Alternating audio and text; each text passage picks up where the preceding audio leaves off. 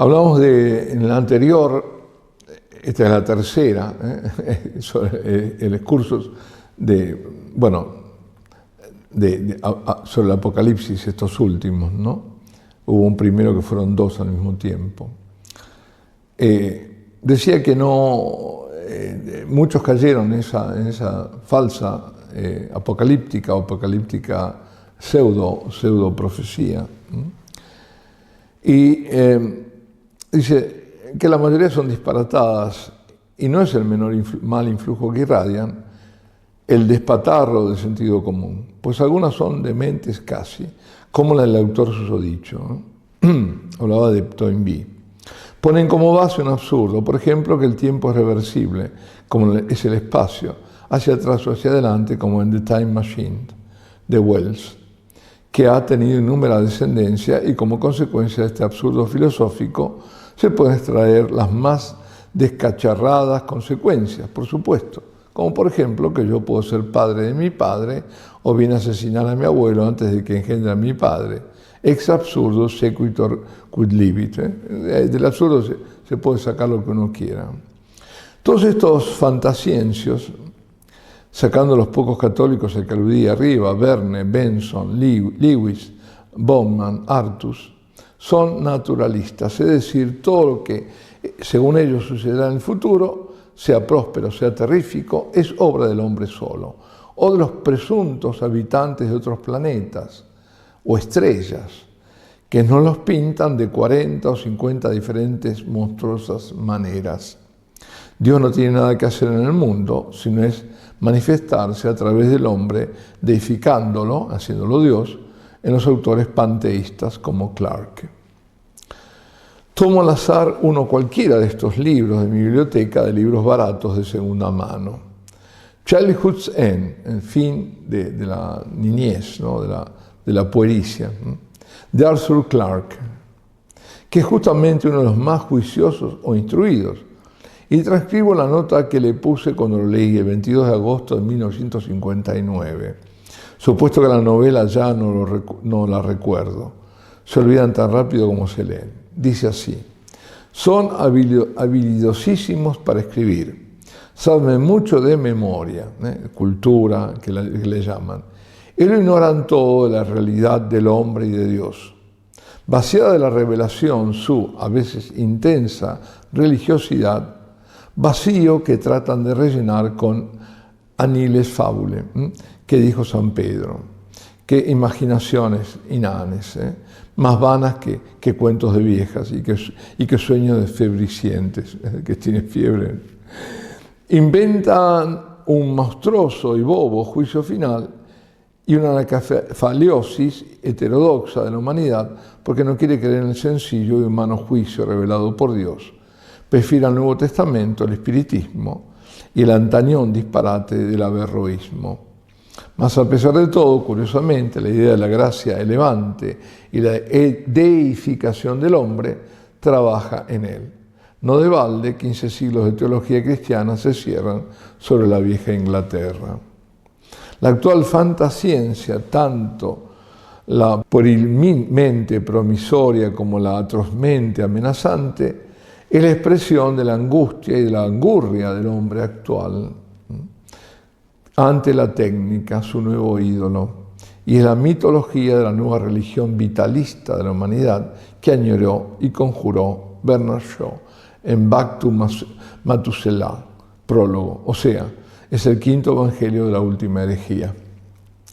Las 2 docenas de libros de fantasciencia que están aquí tienen así notas críticas en la contratapa, pues me he acostumbrado a ponerlas de estudiante, pero muchas de ellas se reducen a una sola palabra, pueril o bien demente.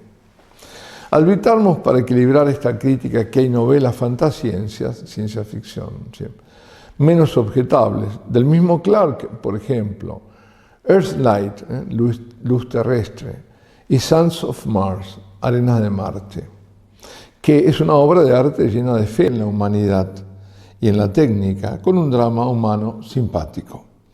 Pero todas ellas son naturalistas. El héroe de ellas no es Dios, ni el hombre con Dios, sino el hombre sin Dios. En Earthlight, Clarke formula una declaración de ateísmo en otras parece panteísta y espiritista. Está claro que no condeno el género en sí. Este género literario es lícito. Quedó dicho que hay en él algunas pocas obras maestras católicas. Es la mala mentalidad religiosa y moral de los autores quien lo hace hic et nunc pernicioso, aquí y ahora pernicioso. Y pensar que esta es la gente que del Apocalipsis cristiano dicen amenazas atroces y júbilos feroces. Eso lo dice Borges, ¿no? Una obra de energúmenos, dice Salmón Reinach en Orfeus.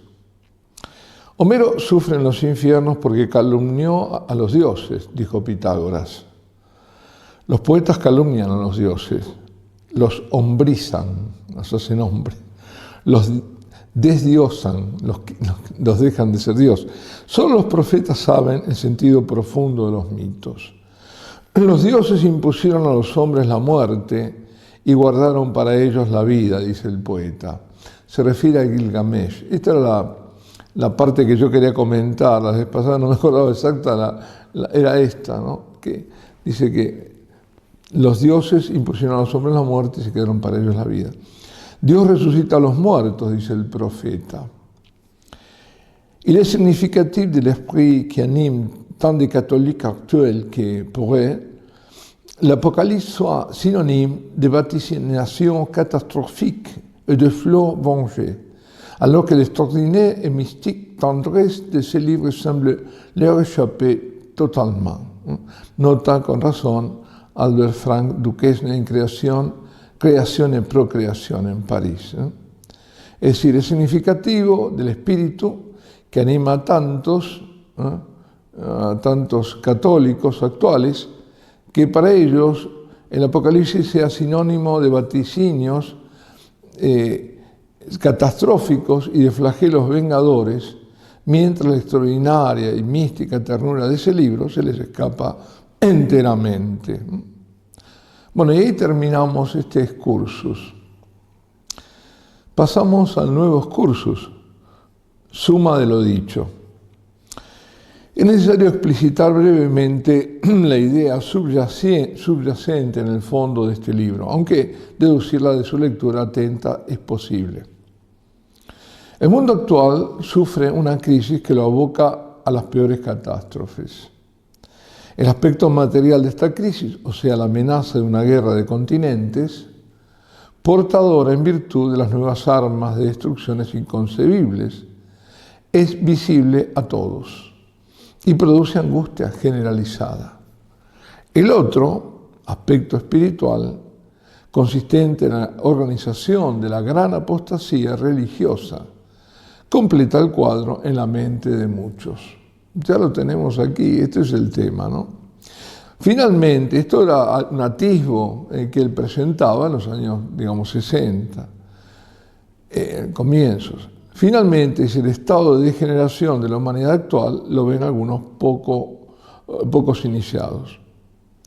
En este supuesto se ha consultado el libro sacro llamado por excelencia Profecía, es decir, el Apocalipsis, sin ningún prejuicio ni tendencia previa, sino con el designio de entenderlo mejor. El autor cree en el Hijo de Dios y su Iglesia, y por tanto en el carácter inspirado del libro, y cree sin poder menos en sus propias experiencias religiosas. Ha procurado entenderlo con la base de en el sentido más estricto, tradición. Ella está contenida en los escritos de los santos padres y en las definiciones y espíritu general de la Iglesia romana. Toda esa masa de interpretaciones e investigaciones suministra un camino, teniendo el hilo conductor, seguro aunque no fácil. Todos los autores ortodoxos que se han ocupado del Apocalipsis son necesariamente incompletos y limitados, condicionados como están por muchas circunstancias, especialmente la de su tiempo histórico.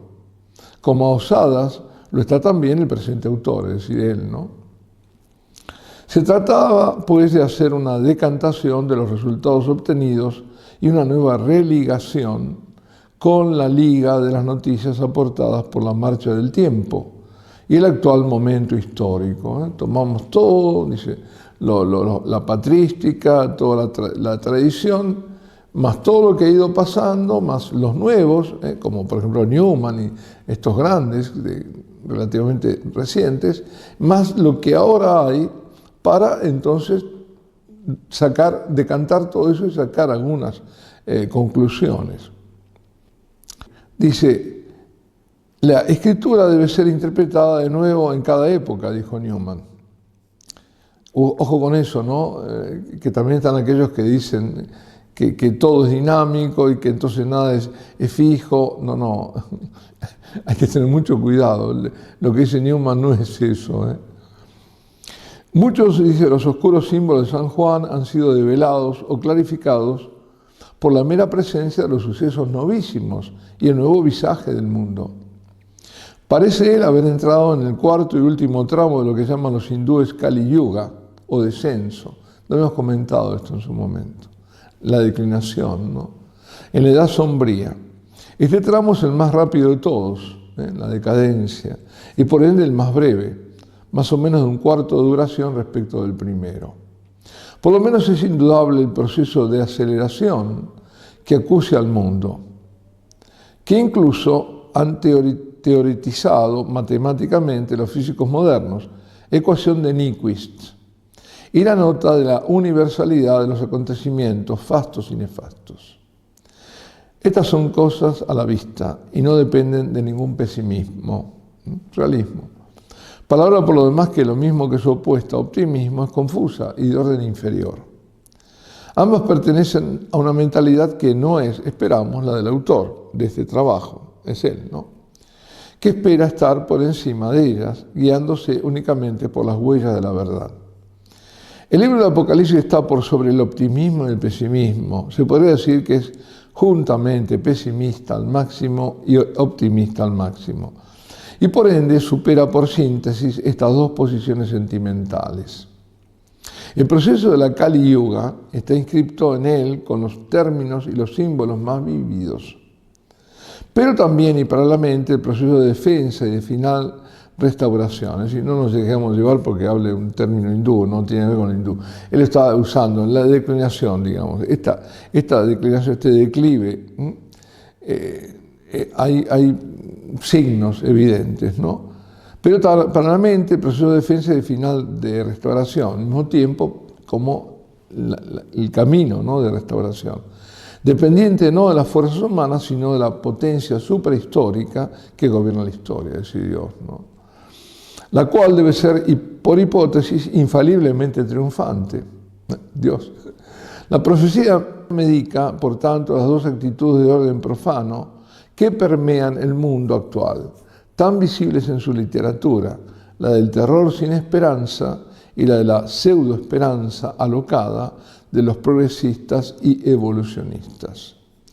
De ahí que la conclusión pedida por la profecía no es que hay que permanecer mano sobre mano, que es la resultante de las dos actitudes insensatas antedichas, sino que se debe luchar contra el desorden y trabajar en el enderezamiento, sin remisión alguna, supuesto que la crisis puede tener remedio al menos parcial. Es decir, no me quedo ahí, bueno, no hay nada que hacer, o vamos bien, fenómeno, o vamos muy mal y no hay nada que hacer, sino que hay que hacer.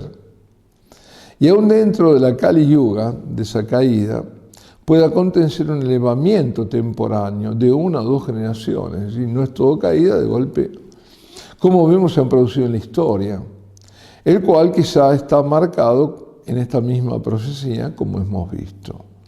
Mas en el caso contrario de la carrera acelerada hacia el abismo, sabemos que nuestro trabajo no es baldío ni estéril, pues será incorporado el futuro e infalible enderezamiento o restauración milagrosa, que piden pero cooperación a los hombres. Es decir, Dios lo va a hacer, pero el hombre tiene que cooperar, obrar con él, por lo menos para la salvación personal de cada uno, claro. Sí es inevitable, pero por lo menos lo que no es inevitable es tu salvación personal.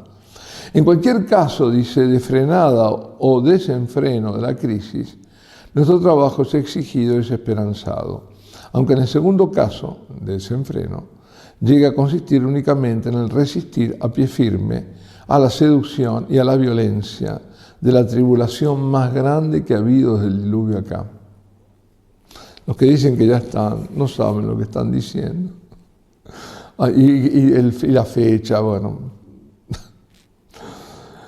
La vista de las fuerzas del mal es hoy día aplastante, sobre todo los que han tenido una terrible apertura a lo que la Escritura llama las profundidades de Satán. La confusión mental que reina en nuestros contemporáneos es espantosa. Si eso era ahí hace 60 años atrás, imaginemos ahora, ¿no? Y tiene a su favor todo. Por decirlo así, las ciencias profanizadas, la filosofía caótica, la situación política de los estados, la potencia del gran dinero, hoy la gran finanza lo domina todo, el arte perverso o degenerado, aún más ahora, y los instrumentos eficacísimos de difusión, también más ahora que nunca, que no son sino de confusión, de modo que la cosa parece desahuciada. Pero hemos de parar mientes en que si las fuerzas del mal no son contrarrestadas, lo único que pueden hacer es apresurar la catástrofe y por ende la subsiguiente rehabilitación sobrenatural y nada más. No pueden construir nada estable ni permanente, siendo esencialmente parasitarias y destructivas. El mal no es un ser en sí mismo, ¿no? El mal es un parásito del ser, y el ser depende intrínsecamente de Dios. Hasta el diablo trabaja para Dios. Esto me acuerdo, me lo decía una judía mesiánica, dice, mira, por mal que le pese a Satanás, trabaja para Dios, ¿no? Sí, exacto. Hemos trabajado para el diablo, dijo el gran físico Oppenheimer, de la bomba atómica, ¿no? Que entregó la clave de la bomba a Truman, después de entregar el trabajo. Quizá trabajó para la parucía, quizá se lo pagará el diablo. Verdad es que el agón final será duro, la lucha final, ¿no? Y aún desesperante, si no fuera por la ayuda especial de Dios. Solo se hallarán frente a frente el mártir y el tirano, o sea, prácticamente todo el mundo contra el mártir, que nada podrá hacer, fuera de rendir su vida por lo que cree. Y eso en medio de una atmósfera turbia y oscurecida por las más potentes falacias y seducciones, en medio de la noche oscura, como fue el caso del mártir inglés Tomás Moro. Mas esa situación extrema durará poco. La profecía de San Juan versa en torno al martirio, que aparece desde el primer momento. La intervención de Dios es solicitada en el cielo para vengar la sangre de los mártires, mientras en la tierra nos es mostrada la marcha progresiva de los que hacen mártires, los victimarios, en forma cada vez más perversa, los cuales no saben que al final no harán más con todo lo que hagan que contribuir al cumplimiento de los designios divinos. Ninguna acción del albedrío creado o del hombre o del demonio puede derogar la voluntad soberana de Dios. Es decir, la libertad es una libertad creada, ¿no? El albedrío, pero la voluntad de Dios es omnímoda. Y dice, dentro de la cual no tiene más remedio que moverse, el albedrío, incluso cuando cree que más lejos se ha salido de ella. Sería un error capital extraer de este nuestro librote la conclusión determinada de una próxima guerra nuclear y menos del próximo fin del mundo, a no ser en el sentido vago en el que Cristo dijo, vengo pronto. Pero es exacto que ambas cosas están ahora en estado potencial. Estamos hablando de 60 años atrás, ¿no? No remoto. Aunque una eventual conversión de la humanidad a Dios, la conversión de Europa, decía Belloc, podría alejarlos, como ha pasado ya en la historia. Ahora no se ve para nada esa conversión a Dios. Cuando Cristo se negó a dar a los discípulos el día y la hora del fin de este siglo, fue simplemente porque no lo sabía, como Él lo dijo. Como Dios naturalmente la sabía con toda certeza y justeza, pero a Él le preguntaron como a hombre, y Él notó en su respuesta que respondía como hombre, pues no dijo, yo no lo sé, mas dijo, el Hijo del Hombre no lo sabe, ni los ángeles del cielo. Qué claro está ahora, ¿no? Y es porque el acontecimiento depende también del albedrío del hombre, impenetrable a todos y no a Dios. Y el hombre puede con sus obras alejarlo o acercarlo. No otra cosa sucedió en el siglo XIV, con las predicciones terminantes de San Vicente Ferrer, que eran valederas, pero condicionales. Está mal esto del siglo XIV, de transposición, siglo XVI, es San Vicente Ferrer. Bueno. También el Apocalipsis puede considerarse como una profecía condicionada, en cuanto al día y la hora solamente, como la de Jonás en Nínive. Esto sucederá inevitablemente si no hacéis penitencia. Europa hizo penitencia justamente por la predicación en casi toda ella del vehemente y prodigioso Herrero valenciano, Ferrer, y la falange de santos que ella suscitó. Claro, eso cambió. La historia antigua de la humanidad sigue una línea recta hacia la primera venida de Cristo. Desde Cristo, la historia sigue una línea sinuosa, bordeando la parusía, aproximándose y alejándose, dentro del límite de que ella sucederá infaliblemente y sucederá pronto, y no en una remotísima fecha, como ama imaginar la necedad pseudo-cristiana actual. Esa es la política de Dios que vemos en el Antiguo Testamento. Dios amenaza a su pueblo descarriado por medio de los profetas, que predicen tremendas calamidades con una imaginaría tremenda. Y al mismo tiempo prometen el perdón y la restauración si se arrepienten. Aunque sea una parte, los residuos, el remanente. Y predicen siempre la gran restauración final. Así se conduce Dios con el hombre. Le propone con fuerza la ley moral, grabada en su corazón, y también las consecuencias ineluctables de quebrantarla, si no lo sigue. Y después lo deja libre, incluso de suicidarse si quiere. Hoy día la humanidad se acerca peligrosamente al suicidio.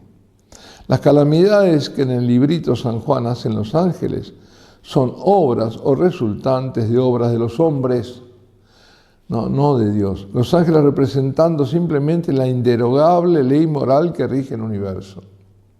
¿Sí? Quiebras la ley moral, pues ahí está el castigo, ¿no?